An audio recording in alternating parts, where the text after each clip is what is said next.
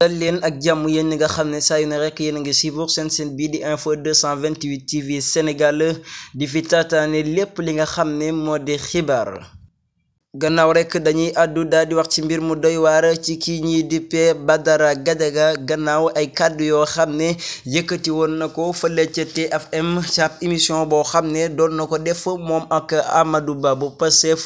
gannaaw kàddu yi moo yëkkati woon rek di dal ci ki nga xam ne mooy premier ministre Ousmane Sonko mu nekk mbir mu doy waar moo xam ne sénégalais yu bari ñi nga yëy ci mbir moomu di ci yàbbi moom mi di Badara Gadiaga gannaaw dafa falsifié ab faux BFM boo xam ne jàngu ko xamu ci dara ci benn yoon maanaam di lekk xaalisu sénégalais yi ba tax na loolee Amadou Ba bu Pastef daal dina koy wax yow mii di Badara Gadiaga dañ la war a jàpp dañ la war a fat ci kaso bi ndax li ngay def jëkkul jaaduwul benn yoon maa ngay bëgg a doon dëgg moom mi di Badara Gadiaga gannaaw rek dañu ko convoqué fële ca cybersécurité Mame Matar Jamra moo ko convoqué gannaaw moom mi di Badara Gadiaga kàddu yoo xam ne yëkkati woon na ko rek di dal ci kaw nguur gi nekk ci Sénégal